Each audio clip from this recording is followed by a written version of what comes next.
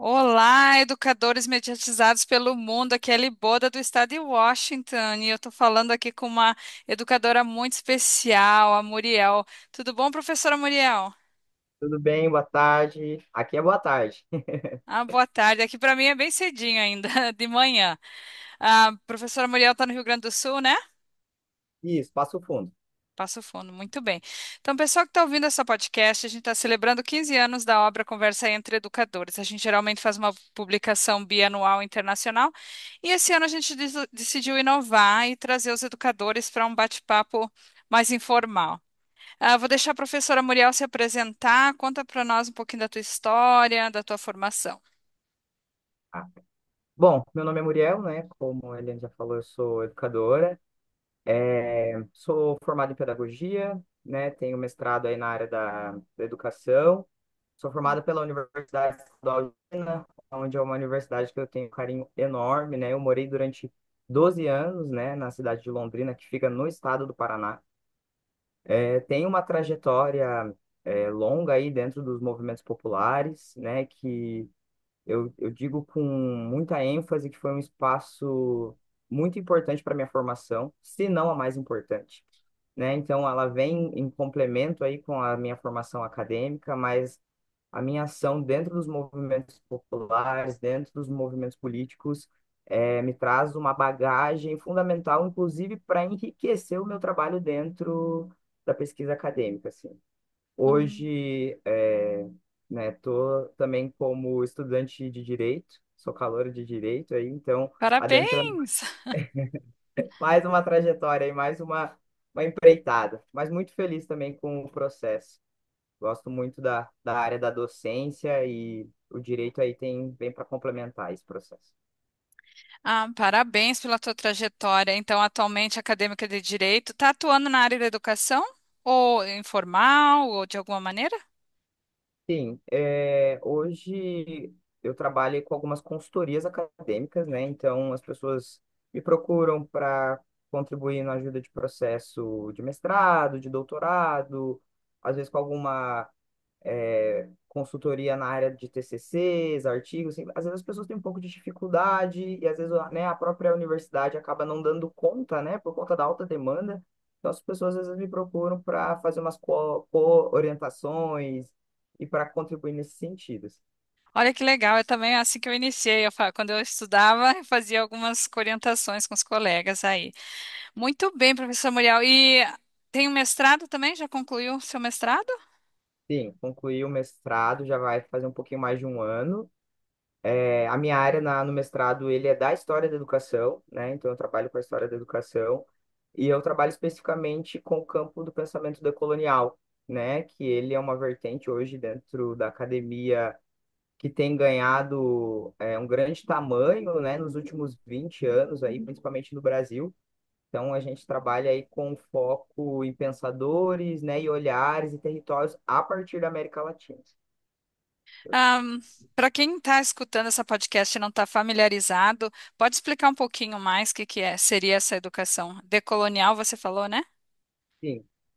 Olha, a decolonialidade, ela transpassa os muros da academia, assim, né? Ela é uma escolha de vida, ela é eu posso dizer que ela é uma cosmovisão, né? Ela é um olhar para o mundo diferenciado a partir do que a gente tem de concepção sobre a modernidade, né? Então, a decolonialidade, ela antecede esses muros da academia e as suas raízes, elas se situam justamente a partir da matriz dos movimentos de resistência ao sistema de colonização no mundo, né, que é estabelecida a partir de uma modernidade eurocêntrica, né? Então, o pensamento decolonial ele é um campo muito amplo e Hum. ele pode ser compreendido como um conjunto sistemático que busca rever a questão do poder na modernidade, né? E a produção do conhecimento euro-ocidental que se coloca como centro epistêmico e subjetivo na modernidade. Então, o pensamento decolonial ele vem para questionar a lógica eurocêntrica no mundo como detentora do conhecimento, como a detentora do que é certo, do que é errado,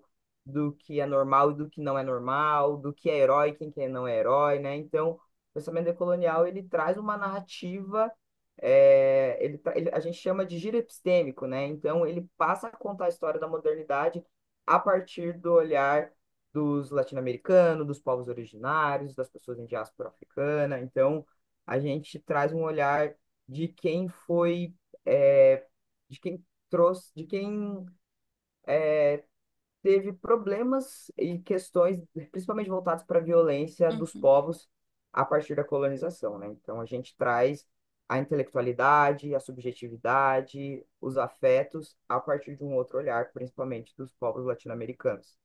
Olha que legal acabar com uma dicotomia tradicional. Então, seria mais a forma integrada de complexidade, ou qual que seria a teoria, assim, o teórico, que se você fosse dar um exemplo assim na América Latina, qual um dos teóricos que seria interessante ler o pessoal que está em casa aí?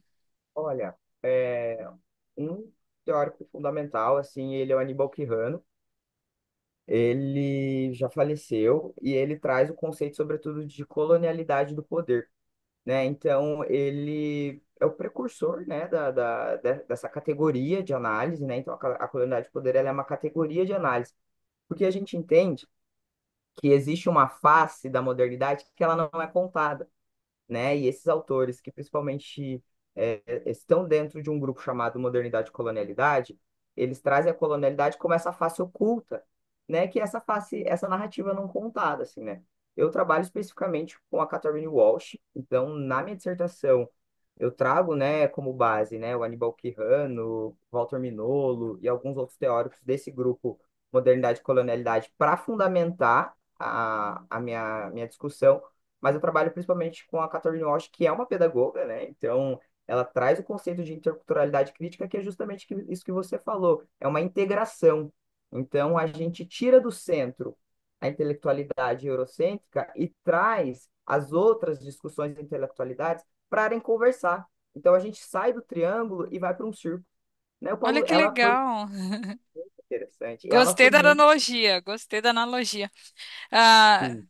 muito interessante. E assim é importante dar voz ou vez para quem não teve voz ou vez, né? Então, esse movimento de resistência, até hoje em dia, a gente está falando de teóricos que já não estão aqui, mas hoje em dia essa é uma discussão muito importante devido né, aos fatos globais que acontecem. Teve algum movimento em especial que você trabalhou mais durante o mestrado? Olha, movimento social, você disse especificamente? Isso. Alguma Olha, experiência? sim, eu estive presente nas ocupações, né, que teve lá em 2016 e 17, onde o Paraná, né, foi protagonista de uma das maiores ocupações estudantis do mundo, né? O Paraná ele chegou a ocupar mais de 800 escolas, né? Então, na época que eu era estudante da pedagogia ainda, a gente teve um movimento político no Brasil inteiro que era a luta pela não implementação da educação integral voltada para uma lógica mais tecnicista que hoje está em vigor, né? Hoje o que a gente lutou aí há mais de 10 anos atrás, hoje está em vigor, mas foi um movimento de resistência. Então, estudantes secundaristas ocuparam as suas escolas, né, para poder dizer para o governo e falar assim, ó, nós não queremos esse tipo de educação, né? E também na época a gente tinha uma emenda, um projeto de emenda constitucional que era a PEC 55, que era o processo de congelamento de recursos para assistência, para a saúde, para a educação, durante 20 anos. E isso tem um Uhum. impacto, né, no serviço público absurdo e principalmente nas classes trabalhadoras. Então, na época, eu era do movimento estudantil, fui do movimento estudantil, fui da União Paranense dos Estudantes, que é uma entidade de representação estudantil do Paraná, que é ligada à União Nacional dos Estudantes. E aí, naquele contexto, a gente ocupou nossas universidades, ocupamos Brasília diversas vezes, justamente para poder reivindicar e falar o que nós, enquanto classe da educação, queremos para a educação, né? Então, é, nós que Uhum. estamos, né, no dia a dia, na correria, e aí a gente tem pessoas que nunca adentraram uma educação pública querendo ditar qual seria a melhor educação que a gente queria, assim. Olha que legal, nunca é cedo demais para começar a se engajar, a se envolver, né? O pessoal que está escutando agora, que é estudante, então é importante participar das decisões ou dos grupos voltados a defender as políticas. Muito bem. Professora Muriel, e se alguém quiser te contactar agora, qual seria o melhor, olhar a sua dissertação, qual seria o melhor método? Olha, hoje a minha dissertação ela está publicada, né? É, posso passar também o link certinho da minha dissertação, mas que chama Educação e Interculturalidade Crítica, né? Então é uma pesquisa sobre o conceito de interculturalidade crítica em Catherine Walsh, em pesquisas de 2016 a 2020. Tem o meu Instagram também, né? Que é Muriel Luvison. Posso deixar depois certinho aqui Sim, no link. para vocês. E eu estou num processo de, como eu, né, tô retomando a minha vida aí na universidade, eu estou organizando os links das minhas publicações. Porque, para além desse processo que eu vivi dentro dos movimentos sociais, dentro da universidade, eu atuei muito no espaço de educação não formal, né? Uhum. Dentro principalmente do sistema prisional. Então, eu trabalhei muito com medidas educativas numa unidade penal de regime aberto. E também, o ano passado, depois já de me formar, eu coordenei um projeto na Universidade Estadual de Londrina ligado ao departamento penitenciário, onde a gente ofertava oficinas de ressocialização dentro da cadeia pública lá de Santo Antônio da Platina. Então, a gente Olha que trabalha, lindo esse trabalho. sim, sim, importantíssimo. Por isso que eu fui para o direito também. Por isso que eu fui muito para o direito, me encontrei assim também. E teve algum momento, assim, na ressocialização, alguma coisa que te marcou enquanto educadora, alguma situação que tu poderia compartilhar? Nossa, olha, eu acho que todos os encontros. Todos os encontros, assim, porque a gente está falando de uma população que é esquecida, que é marginalizada e que é negligenciada, né? Então, quando a gente chega com uma proposta e uma proposta humanizadora e que tem uma vontade genuína daquele grupo de trabalhar com as mulheres em privação de liberdade, o retorno delas para a gente era incrível. As falas, os abraços, os olhares, os choros, as histórias, né? Então, eu fui lá como coordenadora e como educadora, mas eu vou sair de lá como aprendiz, né? Então, todos os encontros a gente aprendia de formas muito diferentes com aquelas mulheres, assim, que tem muito para nos ensinar, muito para nos ensinar. Verdade. Essa situação, assim, de ser deprivado da liberdade é uma situação que geralmente a pessoa não teve uma bagagem, um andamento, né? Ela é uma vítima das circunstâncias, na maioria das vezes. Você concordaria com isso? Sim, com certeza, assim, a gente tem que, inclusive, numa das minhas publicações a gente fala um conceito que como que a gente ressocializa uma população que nunca foi inserida? Como é que a gente reinsere uma população que nunca foi inserida, né? Que nunca teve acesso a uma educação de qualidade, que às vezes não teve oportunidade de trabalho, né? Que às vezes foi vítima da violência estatal, né? Então, é difícil a gente trabalhar, às vezes, né, o termo de reintegrar, de reinserir, para o que sempre o que é, né, que a gente diz como a normalidade, né, de uma vida que vai trabalhar, vai estudar, vai constituir uma família, se muitas vezes essas pessoas nunca tiveram oportunidades, nunca tiveram oportunidade. E quais são algumas medidas que foram trabalhadas assim para tentar integrar, né? Não reintegrar, mas integrar essas pessoas em situação de Situação, liberdade deprivada? sim. Olha, a gente trabalhava com uma equipe multidisciplinar, né? Então, tinha eu na pedagogia, nós tínhamos uma assistente social, que é a Isabela, que foi uma colega minha de trabalho, que eu tenho um carinho enorme, assim, a gente trabalhou de forma integrada muito boa, assim, ela era assistente social e coordenava também, e a gente trabalhava com estudantes da psicologia, das artes visuais, da geografia, da psicologia e de algumas outras áreas das licenciaturas e da pedagogia também. Então, qual que era o nosso trabalho? O nosso trabalho era trabalhar com oficinas integradoras. E essas oficinas, elas eram divididas em algumas categorias. Então, a gente trabalhava vamos trabalhar com oficinas que trabalham o desenvolvimento cognitivo.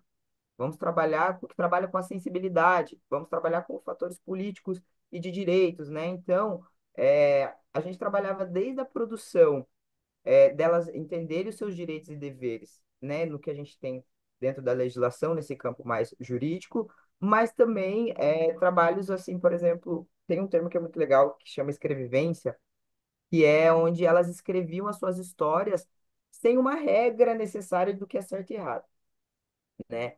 Então, a escrevivência, a gente trazia materiais para elas escreverem as suas histórias, partilharem as suas histórias da forma que elas achavam interessante, assim. Nada era obrigado lá. Uhum. Então, tipo, nunca a gente obrigou nenhuma daquelas mulheres a fazer nenhuma das nossas atividades, mas a adesão era muito grande, assim. Então, como a gente tinha pessoas das artes, então a gente trabalhava com as artes também, que é uma área muito importante para a elaboração da sua sensibilidade. A gente trabalhava rodas de conversa que eram voltado mais nessa construção da psicologia, né? Então, a gente trabalhava vários campos, digamos, da vida que compõem o bem-estar de um ser humano, né? Que é a sua saúde mental, sua saúde física, sua saúde emocional, né? Então, todos esses trabalhos feitos em conjunto com essas áreas de conhecimento traz um processo de reflexão, inclusive para rever, né, sua reincidência ou não. Olha quanta aprendizagem, muito lindo o trabalho. Ah, professora Muriel, nossa podcast tem tempo limitado, mas foi um prazer. Deixa uma mensagem final, se você pudesse deixar uma mensagem para o pessoal que está escutando agora no podcast, como você Tem, fecharia essa tua fala? eu tenho aqui, tem uma frase que eu uso sempre, que eu gosto muito, que a gente fala que é importante. É preciso evidenciar a educação como uma ciência que se efetiva em torno da pluralidade epistemológica, da pluralidade dos conhecimentos, pensada a partir de muitos olhares e carregado por disputa de papéis em todos os aspectos. Então, que a gente utilize a educação como instrumento de fato de transformação da vida das pessoas. Muito bom, professor Muriel, é um prazer. Olha quanta evolução dos meus estudos até esses estudos atuais, é um progresso no sentido de dar voz e vez para quem foi excluído, né? Ah, obrigado por participar e quando for a hora, podcast, a gente envia o link, ok? Tá certo. Gente, obrigado mais uma vez e uma boa tarde a todas e todos. Boa tarde, até a próxima podcast.